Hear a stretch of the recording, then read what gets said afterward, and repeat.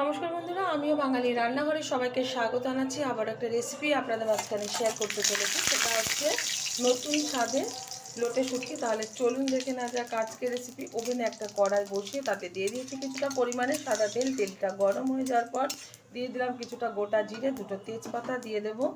এখন 1.5 চামচ হলুদ গুঁড়ো। আজকে একটু নতুন স্বাদে কিন্তু করব। অনেকে শুটকি মাছ করে থাকেন অনেক রকমভাবে, তো আজকে আমি আমার স্টাইলে করে দেখাচ্ছি।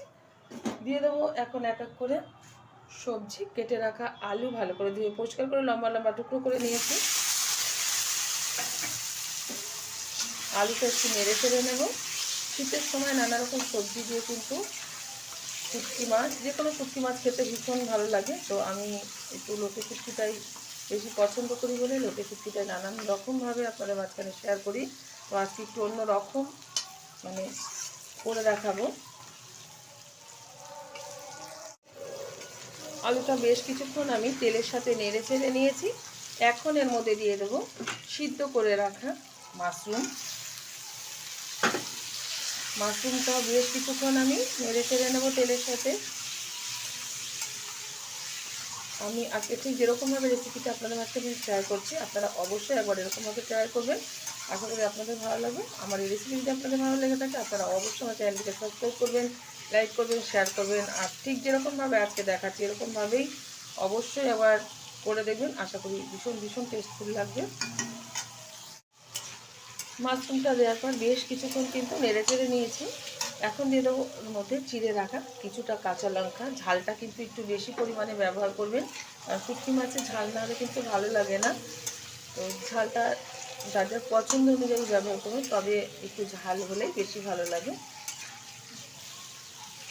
এখন দিয়ে দেবো এক এক করে সবজি। দিয়ে দিচ্ছি টুকরো করে রাখা বেগুন, টুকরো করে রাখা ছিম, টুকরো করে রাখা পেঁয়াজ কলি, আর টুকরো করে রাখা টমেটো দিয়ে দিলাম। ভালোভাবে সবজিটা নেড়ে চেড়ে নেব। সবজিটা তাড়াতাড়ি মজে যাওয়ার জন্য আমি লবণটা পরিমাণ মতো ব্যবহার করে নিচ্ছি। এখানে আপনারা কাঁচা টমেটো ব্যবহার করতে পারেন, তো আজকে আমি পাকা টমেটো যেহেতু ঘরে আছে সেই কারণে পাকা টমেটোটাই ব্যবহার করলাম।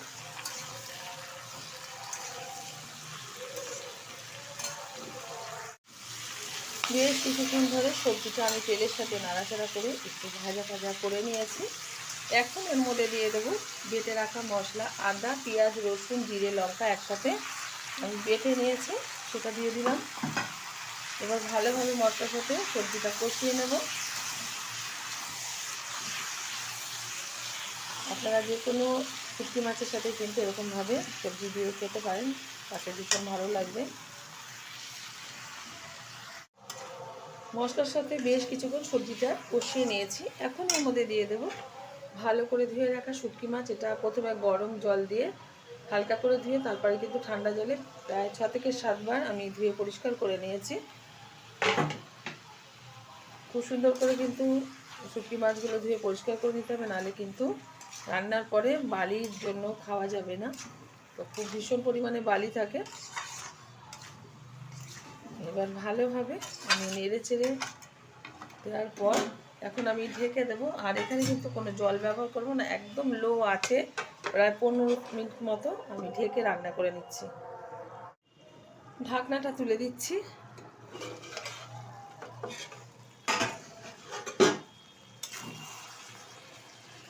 খুব সুন্দরভাবে কিন্তু সব সবজি সিদ্ধ হয়ে গেছে, আর এদিকে কিন্তু খুব শুটকি মাছটা দারুণ হয়ে গেছে। নামিয়ে নিচ্ছি আর গরম গরম ভাতের সাথে এটা সার্ভ করব। দেখা হবে পরের ভিডিওতে নতুন কোনো রেসিপি নিয়ে। ধন্যবাদ।